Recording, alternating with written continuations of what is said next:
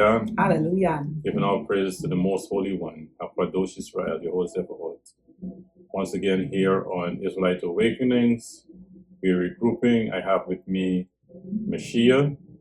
She is the daughter of one of the men that was mentioned on the last sitting with Kohen Shitmi, and she's Kohen Shitmi's niece. So it's, we're keeping it a family affair. So let's welcome Akot Meshiyah, Yeshet Shimon Yehuda. Shalom Aleichem. Akot Meshiyah, Bat Levi, Eshet Shimon Yehuda. Gotta remember that I'm a Levite. No, don't do that. Don't do that. All right. So, Meshiyah, what does your name mean? That is not a name I've heard play around in Israel. Meshiyah. What does that mean? Silk of Yah. Silk of Yah. Do you know why your parents gave you that name? My mother said, my Imi said, you are soft, yet strong, and coveted. That is, wow, that is you. A silk, right. And I was like, oh, I guess I lived up to my name. Yes, so, and that's the thing about names. Names are so powerful. We gotta be very careful. These names that we place in our yellow name, very powerful. So, do you have a middle name? I know. Ya'elia. Yeah.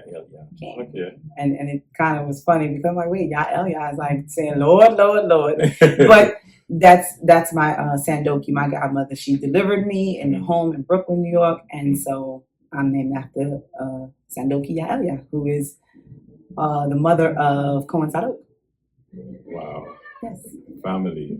So your mother is Miriam Bat Levi. And your father? Kohen Mikael. But my Abba was, he's the late Kohen, some know him as Moreh, Hoshea ben Levi. And he has a lot of videos online singing. Oh, He's a great singer. You hear him singing, God is in his holy temple. I love that song. I love that song. He remixed that one very nicely, so yes. Yeah, that's a very nice song. So coming into, you were born this way of life, who was the first parent that was awakened? My father. Okay, how did that happen? My grandfather, Kohen Levi Hakadol, so he learned who he was in I think it was Harlem, New York. And then he said, you know what? The children that I currently have, they will be doing this. So my father, born Richard, was named Hoshea and kept that name. So like I know people say, Richard, that was his name. And so I was like, oh, I had my father come in. Then my mother came in not too long later. Oddly enough, her current husband, Kohen Mikael ben Levi, brought her into law, was teaching her. She wanted to know more about this truth because they were in like a humanities or African American studies class in New York. Okay, and they were like in college together. They were in college together. Okay, so she awakened up at about 18 years old, and the rest is history. So like your Abba, Kohen Moreh Hoshea, how old was he when his father Kohen Hagadol woke up? I believe he was 11 or 12. He might have been younger, but at least around that age. And he told you all of that time. He passed the information on to you. Well, I didn't get much of it from him. I wasn't raised with my Abba. I was actually raised by my sister's Abba, Adon Yishai ben Levi of Kosher Laywi-Yisrael in the Bronx, and so that's who raised me. But I saw my father going to different camps, and he went many places. So he kind of helped awaken other Israelites. So he was doing more of that in my lifetime when I was younger. So I didn't really get him directly with me probably on a daily basis until I was in my 20s. But it was good. And did he was one of the pioneers to Guyana as well? Oh, yes. He lived in Guyana in the 70s, and I think he came back in 80 or 81. And I, unfortunately, was born in America in 82. That's okay. You're a daughter of Guyana. We adopted you, definitely. Which of the temples, you said he went to multiple temples? Yes, he went to Quahal. He has been at Shema, Ben Yadad. Of course, we started in Hashaba, at the Laywi-Yisrael. And people say, oh, the old Hashaba, they're speaking about like Belmont. 539 Belmont. I wasn't even alive then, but I've heard many stories about that particular Knesset. But definitely those, the new Hashaba, we were on Linden. We worshiped at Kohen Mikael's late mother's house, Ima Miriam. We used to go there. So we've been a few places. Oh, nice. That's nice. What is your earliest memory of your Israelite life? Your life, because you're Yeah, real life. And I'm thinking back, I may have been 5 or 6, like really, really paying attention. Mhm. And I was in the living room listening to a record Mhm. of Adon. What was his name? Not Adon Ari. He wasn't in the picture yet. It was. Oh my goodness, he's a Yehudite, and I know, like you could tell me, Adon Dawid Ben Yehuda, rest his soul. David and Ari. Okay. Yes, but before Adon Ari joined him in the singing part, Mhm. he had a record that everyone thinks that Cohen Pincus, rest his soul, wrote the song Yisrael, Mhm. but it wasn't. It was Adon Dawid Ben Yehuda, Mhm. and he had it on an actual record, the vinyl, Mhm. and I was listening to that. We was in the living room on Shabbat, something we always gather after eating dinner, talking our conversations, and I'm just dancing around, like, oh, I like this, but it was Hebrew music, but it was just something that my Eden played. So Okay, that was that's what probably you one of remember. my Oh, music. land over there, Uh-huh. Okay. There's a land over there across the sea. Nice. So I want to get to that land too. Yeah. 6 years old. What was your early schooling like? Were you a student at the Israelite Institute? I was the last of my mother's children to be in the II, the Israelite Institute, with Gavin Shakura, Garin Ora. They were teachers of mine. Wonderful. And then later on, not too far after that, a teacher of mine was like Garin Quavo. She did the Shabbat school. And so we transitioned from me seeing Israelites every day of the week to just kind of on Shabbat and events. So I was like, oh. So from what age did you leave the II? I only did it for about 2 years, I think. So I was probably 5 or 6, and then I went into public school. Can you remember what it was like, the curriculum? Because you're a teacher. I didn't remember the curriculum too much, but I definitely remember Hebrew was my first language, and I used it a little bit more, a lot more. And something that when you don't use it, you lose it. So I had to get back to speaking Hebrew and learning things differently or relearning, because English was not my first language. Like, we definitely spoke more Hebrew, and it was fun. It was good to do things. It was funny because it led me to remembering a moment with one of my brothers. I was like 13 years old, and I literally had a full conversation with him in Hebrew. It wasn't like, wait a minute, where did that come from? And it was something that I used to do, but I hadn't used it in so long. So when he started getting to a point where, hey, I want to know Hebrew a little bit more too. I'm 13, he's 17, and he was just like, started asking me a question, and I was able to answer him. And I'm like, it was so funny. It was just so funny.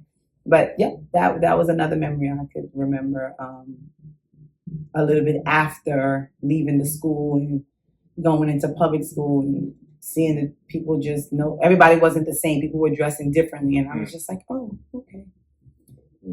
You wouldn't believe I was quiet in my first year of public school. Like, yeah, I don't know you people, and y'all not talking my language, so it just was different. Who was your Hebrew teacher in the II, or was I had Gavin Shakur and Garin Ora. So the subjects, Lika, were taught in Hebrew. No, the subjects weren't taught in Hebrew, but you had Hebrew. Okay. You had enough Hebrew throughout your day, and you had to say certain things in Hebrew. And we always had the 19th Psalm, like the heavens declare the glory of Elohim, and the firmament show of his hammer. So everybody memorized that. So that was something that we said daily. Perfect. How many siblings do you have? I heard you mention Humliya. How many siblings do you have? In what way? Your mother's the other. My mother's children. Well, and my father. 10. So then 10. 10. It's 10 of us. So I have 9 siblings, and it's 10 of us. So yeah, and I just know a few of them. Your Ima, of course, I met her subsequently. Great woman. She is one of the powerful women in the nation in terms of keeping the nation alive and the information that she puts out, etc. And you as well, like I mentioned earlier, you are a school teacher, and you have Culture Kids Fashion show. Okay, the Culture Kids Fashion Extravaganza. I started it in 2014. The theme is basically being able to be classy while still being fashionable. Mhm. I'm not going to say what the original concept was because it's not appropriate for Shabbat, but outside of the making sure you can still be down with the latest fashion or look fashionable without just revealing everything is what the premise behind it. And so I've been sewing since I was 14, but then I don't know how many years later I started doing fashion shows in college, but it was the fashion that was there and we just utilized that. And then I was like, I can make my own clothes. And so I decided to do it one year. A friend of mine, Joy, she used to come out to the camp, but she was like, can you make me a dress for this ball? I got this ball coming up. I'm like, a ball dress? I'm thinking, I've made like regular Shabbat clothes, but I made her a ball dress and satin. And I was just like, okay, I tried it and I did it. And she was like, this is beautiful. People were complimenting me all night and they were asking me. And when you showed up, I was like, she made it. And they were like, you make any more? And I was like, not really. But then she said, you should do a fashion show. And I was like, I've done one before. And so I think it was maybe 3 or 4 months later. The first one I did was in like a November. It was cold, but it was good because we were nicely dressed. Yes. We had on all our clothes and we were still fashionable. But then I just decided to do it in May, and I've been doing it in May ever since. You know, we took a few breaks during COVID, but we're back again. So. And the thing about that is, when like you're a second generation Israelite, so the years that you're exposed to in terms of Israelite knowledge is not going to yield the same requirements or the way that you express it. So the fashion show is your way of expressing your Israelite culture. Make it a ready, everyday usage kind of situation that people can look to and learn about what you're doing, not from a mitzvah to feel on the Shabbat, right, but on a regular day of the week. So that's excellent in the way you're transferring the knowledge to this generation. What about for that? And it helped. It helped open up other avenues because now it's not just my fashion. It's anybody from the community who's a vendor. They have things that they want to sell. They come to the event. They are vendors at the event. They're talking to people too, and they see us as a unit. Like, oh, everybody's kind of dressed like they have some sense, and they have this wonderful things. And you know, we have sisters in the community who also sell cultural garments, or the other ones who sell body care, but it's natural care for the body and hair. It just makes it so much better. Right. The years you're speaking of, you said you went from the II to public school, and you mentioned a few things, but like, what was that transition from the homeschooling Israelite school system to the public school system? What was one of the major things that you? I wasn't as old going into public school, so it was a little bit easy for me. I know I've seen some other things and heard horror stories with my older siblings, but I was 5 or 6, and so it wasn't as bad. It just was a little bit like, I need to look at what's going on because this is not what I'm used to. But as I got older, unfortunately, I had to fight. I had to defend myself against people who were just different and saw that I was different and didn't like that, or I don't know what it was, but they would pick on me like, oh, this little girl, we're going to get her. And they always learned a hard lesson. So, that was my life. So they saw that I was different, and then they tried my difference, and then they learned they probably shouldn't do that. So what was your hardest lesson in public school, a little bit of transitioning? My hardest lesson, I was 16 years old.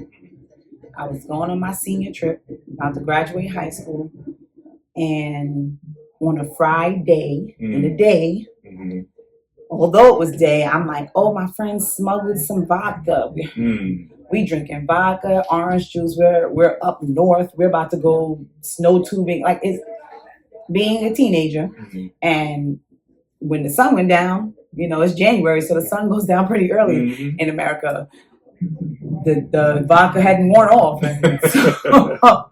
So I was drunk on the Shabbat, partying with my friends, first and last time. That's what I can say. It was like, oh, I'm glad this happened before I went off to college. I'm glad certain things happened. Like, I had my friend that went up with me, we ran track together. We had a room together. We did all this planning.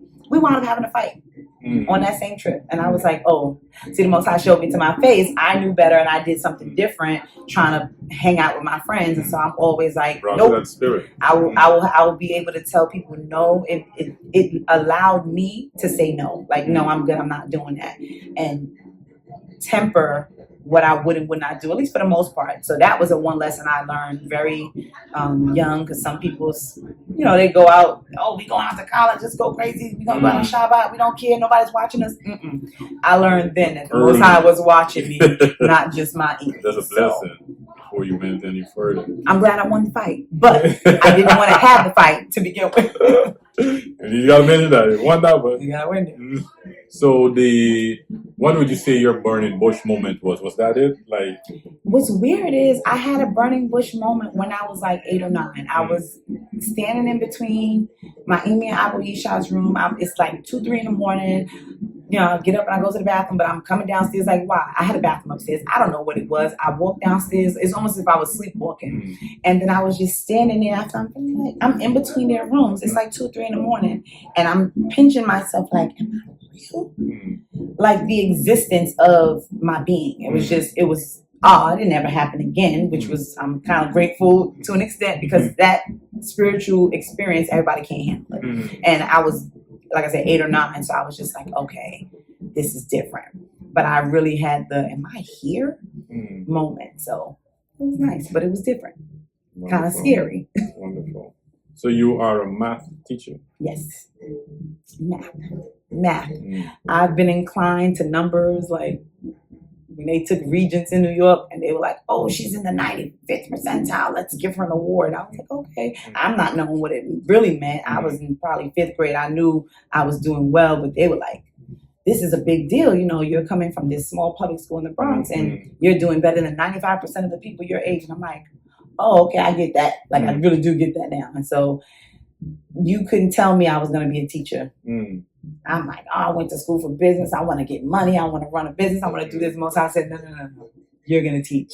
And then I thought about like, dang, I was like 10, 11, teaching to the stuffed animals and whatever little children would listen, And then it was funny because I asked my mother, and my mother would tell you she wanted to be a model. I remember. And then it's funny because I'm not doing the modeling, but I have models for the past 12 years now. So it's just like, the Most High will show you and reveal some of the things early. And if you have a mother like mine who did not stifle, she encouraged me. She took me to different pageants where I won Prettiest Smile. But it was like she made sure to let me know and show me you're in this world, but you're not of this world. Like this is not your culture, but you can, venture out and see different things, but maintain who you are. My mother always said to me, and not just me, my siblings, dare to be different. Nice. And I was like, okay. And I'm different. So she give you all that impetus she knows the culture is different compared to what the world is. So I like that. I like how she put that. That's very nice. What is your experience as a school teacher here with your Israelite heritage? How does that affect you positively, negatively? It's been a decline. I mean, this is my 20th year in education, and I'm about to take a break because it's disheartening, to say the least.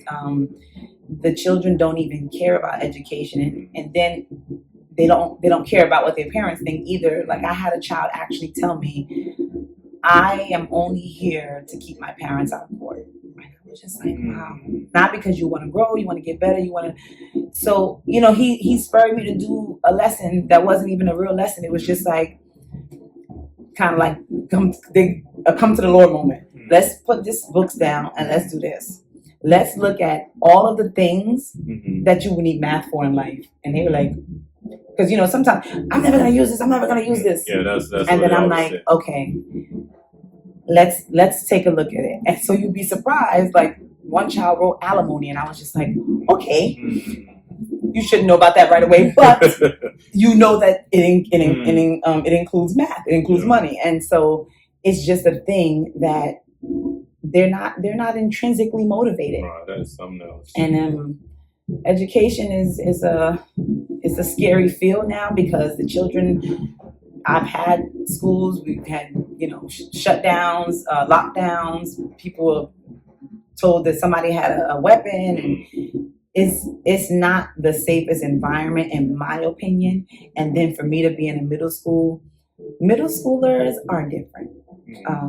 they are finding themselves to an extent. What you age know, group is that? Coming from that children, we don't so understand middle that. school is like anywhere from 10, 11 years old to like 13, 14 years Okay. old. So those ages are just, they are moldable, but it's a scary age to be. I'm thinking about when I was in middle school, jumping out of bus windows, group fight, and I'm supposed to be the one leading, but then I was just not in the right way. And so I think about that, and I had to, mellow out.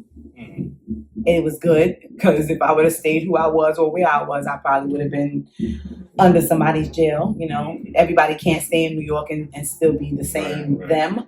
And I'm kind of glad that I moved down south with my Israelite ways, because sometimes being different, like, it was a lot of people, oh yeah, I know y'all Hebrews in New York, but when you come down south, like, Hebrew, what's that? When I first left, that was in 2000. So of course in 2000 people were like, what's that? But in 26 years later, they're like, oh, we know, them people who wear them fringes, and they just know. And so, but yeah, back to that school, it can be a very rewarding thing when you could reach. I used to say one, but no, I have a handful that I'm like, I really reached you, where I saw them outside of school. That's how long I've been teaching, where I saw somebody that graduated college and was just like, felt the need to say, I'm only working here. They were working at the QT, and I didn't care. I was just getting my gas. But then when I saw them, they were like, they called one of my last names. And I was like, I didn't ignore them because I knew it was my last name at the time. And they were just like, I'm only working here just for time. I just graduated. And I'm like, you're doing well. Like, you have a job. Nobody cares where you're working. You are maintaining a job. I'm proud of you. And when they heard that, like, and I'm like, I told this person, what year was it? Maybe 2016. And so, like, being, you say you're a math teacher. What is 200 times 200? 40,000. If you say the right thing, I won't know. But anyway, I'm just. Oh, sorry. Yeah, but that's terrible. Math is one of the things that a lot of students struggle with, and with me being a trained teacher as well, it depends on how you are introduced to the subject. A lot of people receive that incorrect way, and it just continues throughout your life. That resistance to math, but like you said, we need it. Looking into math, so many numbers. So many numbers. So, and in today's world, that analysis is a major thing. People get paid a lot of money for that kind I of should thing. probably go do that instead. Yeah. Maybe get into some stocks or trade. But you would love that. But I don't know. I don't remember being given like so much, like, oh, help with math, do this. I was just inclined to it. My uncle is, Akumayata brother I mentioned, he is like, we just are number people. Okay. My mother's brother, he is a numbers man. I don't know. I think he used to run numbers in Harlem or something. But you got to remember things, and you have to understand processes. Right. That's it. You have to remember some of these processes, and it's just like, okay. But it's funny because oddly enough, it helped me with counting the days with the moon. I started watching like the cycle, and it started helping me in my Hebraic culture. And it's like, oh, so you got to know this. Oh, a quarter of this. You have to know percentages. You have to know what something is going to look like. And it was interesting how I started to tie it in, because I didn't even intend to teach math class. I went to school and got a master's in educational technology. I was teaching technology for years. So I recently started teaching math, but I always did help people with math and tutoring. But as a class, that was later on, because it was just technology. How would you, as a teacher, an educator, embark on like setting up an Israelite school? Like, how would you do that to ensure our learners, they are prepared for survival in the world, not just as employees, as entrepreneurs, but also for them to get the Israelite teaching on a daily basis in the classroom? What would that look like coming from you? I think it would probably be with the more hands-on, outdoor agricultural type things, where our science class is not just going to be we're sitting inside dissecting a frog. We're going to get outside and go catch a frog. They laughed at me like, why did you touch that frog? You wouldn't catch me touching a frog I don't know when I moved to Guyana, 2009. You wouldn't have catch me touching a frog, but I had to get used to an environment where guess what? There are frogs, and now I live in the country, and I have frogs, turtles, every type of animal in my backyard, deer. Like I had to get used to it. So you could see me at the zoo in Guyana saying, "Shalom, Ari." I'm like looking in the cage, and they're like, "Why are you talking to this thing?" And as I'm saying it, he's like, "Rah," and he sits there and look at me, and they're like, "Come from that cage." No, because now I'm inquisitive. And so as the type of person that I am, I'm so inquisitive, I'm going to have the children be inquisitive. I'm going to say, go outside, record this. What did you notice? Like you have to see math in action. Like the school says, where y'all going now? Miss Georgia's going under this awning over here because I need the children to look at these inequalities. Inequalities outside. Because the awning says clearance, 14.5 foot. Like what? Less than or equal to. If it's greater than what's going to happen, children. Shh. And so they started understanding. You got to see it. You can't just sit in a classroom. So how I would structure it is you have to have real world field trips. Like it could be short and sweet, but it's like, how can you utilize this in your life? And making sure they have some kind of citizenship, cultural class, because yes, I think indoctrination is real. It should happen. Like people are like, oh, don't indoctrinate. No. Don't be ridiculously dogmatic about it. But indoctrination of our culture, I think that's what would be like the stepping stone. Definitely would have some kind of dress code, uniform, so that we know, okay, we're a people. You can be an individual. You can wear whatever shoes you want. But when it comes to that simla or that, the mikvah sign, you got to be neat. You can't just walk around looking disheveled. We got to let them know that your culture is not just one thing. It's a combination of this language, how you dress, how you deal in life. You mentioned Guyana, South America. So you lived there for how long? 3 years. 3 years. And how was that experience coming from United States to Guyana? The beginning was a culture shock. I didn't drive for the first probably 5 months, and I was like, I have to drive. I can't just keep I'm not that one. I'm not a scary type. I mean, it was scary there. It was scary driving because first you had to get used to the other side. That's one. Yes. But then there were when I first moved there in 2009, there were no proper street lights in the back of the place. It was like maybe if you go into town, but in general, it was just like you had to know, you just had to kind of figure out. And I was like, okay. So good thing I say my prayers every day and before I go and as I'm coming in and probably on the way. Most I keep me safe because from all the dangers and scenes that I can't see. So it was a culture shock driving. It was a culture shock. I had an experience at work and I was teaching there as well as an American overseas school.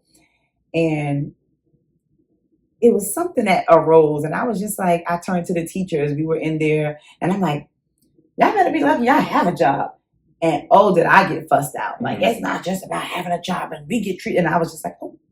And so I had another Israelite sister who was with me at the job, and she pulled me to the side and was like, sometimes it's not what you say, but how you say it. And you kind of came off a little aggressive. They didn't understand that. And I was like, okay, that's the New York coming to Guyana. And I got to tone the New York down a little bit and get it right. And just remember, when I came to North Carolina from New York, what it was, that was still in me. But I said, you're a Hebrew first. Think about that. And I really started to turn that around. And so what's funny is I went there and was teaching at that school, and there's a sister that we all know at Shovia. She was Wanda, and it was like, what's y'all doing? What's this y'all doing? And she just would, I was the librarian at the time, librarian/tech teacher. And so she would come in every day to the library and ask me questions. She's dropping her class off. She said, well, then what's this? And then what's that? And how you do? And I was reading this the other night, and it just became a thing. And the one conversation I can remember going to Guyana and having zero thoughts of being someone everyone's like, I know her. And I'm like, I'm in another country. And people's like, I see this sis, I know her. And I'm like, okay, you know me. You think you know me. You know my face. You might know my name. But do you know me? And so she said, I know you. And I said, okay, you know me. And now the question that you're asking for law, if my daughter, I believe in the Trinity and I believe in this and I believe in that. And I said, okay. I believe in the Immaculate Conception. So my question came, you feel you know this. if your daughter came home and said, Mommy, I'm pregnant, but I never lay with a man, would you leave her? Heck no. And I said, wait, how was that your first reaction? Well, let me think about this. I said, because y'all believe that Lord and Savior, I call him as your Lord and Savior. And she was just like, I'm going to come with you this week. And she never left. Yeah, shout out to Exovia. I know you're going to see this one. One day. You're going to see this one. So bless us. I didn't know that's how you came into the way of life, and now hearing your origin story. And it's a blessing. You know, being an educated person, when you hear facts and truth, that's what happens. You just, submit to it and do it. She makes the meanest bakes. She does when we're in Rockstone and stuff. Yeah, it's beautiful. So that was your Guyana experience. So you became acclimated to the country and became known, and people still talk about you back home in Guyana. I know you visited many times after. What is like when you went into the interior? How was that? Like Rockstone and stuff. How did you feel about that?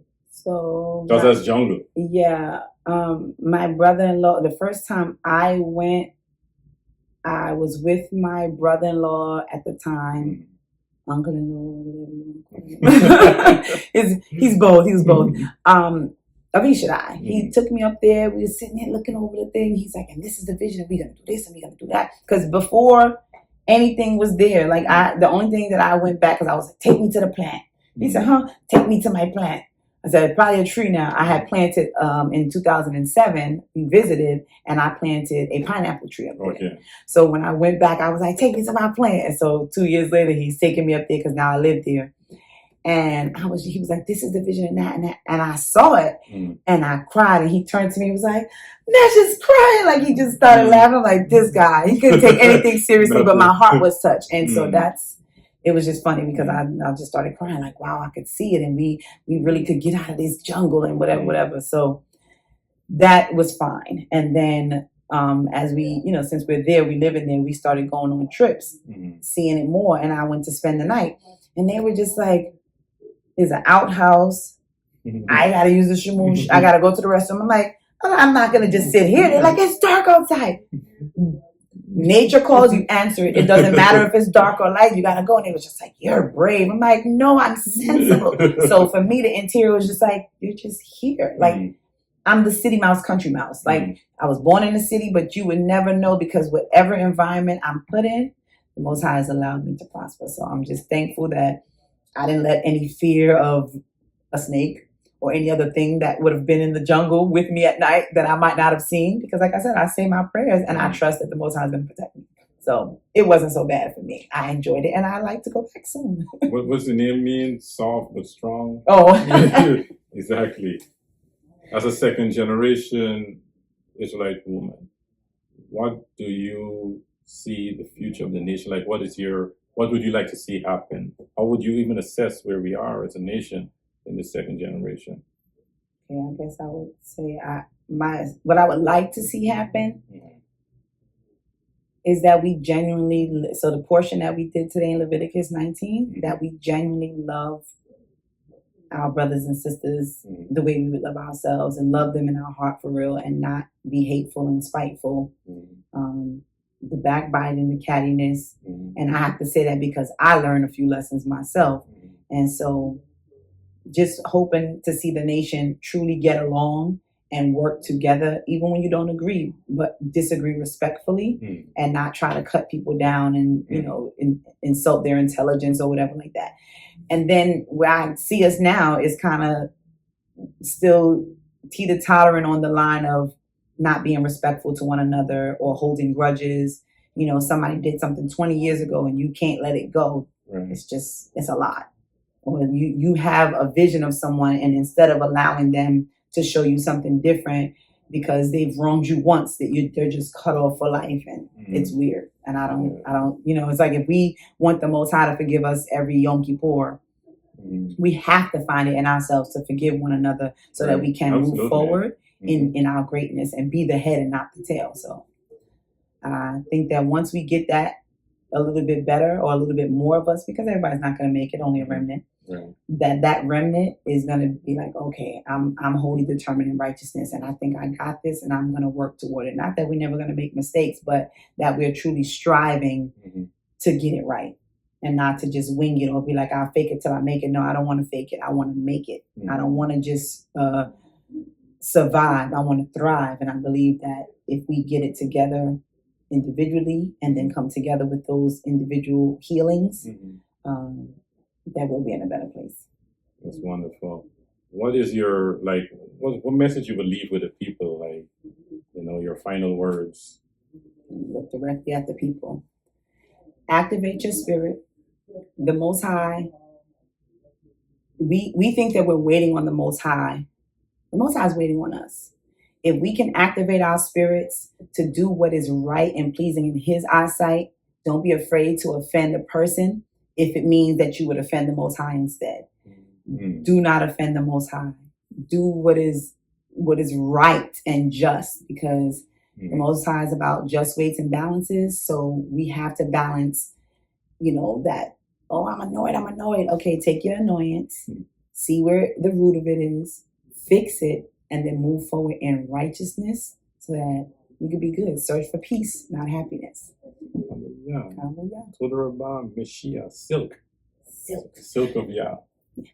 We were well clothed today. And remember, on Israelite Awakening, just like every YouTube channel, remember to subscribe, like, and share with Bakusha. What I'm noticing is the video has like 200 something views, but just like 12 likes and, you know, few subscriptions. So it will help the channel to become more popular. I'm striving to make our story, our Israelite story, available. I know a lot of people are in the world seeking the awakening. They know something is wrong in their life. They need this.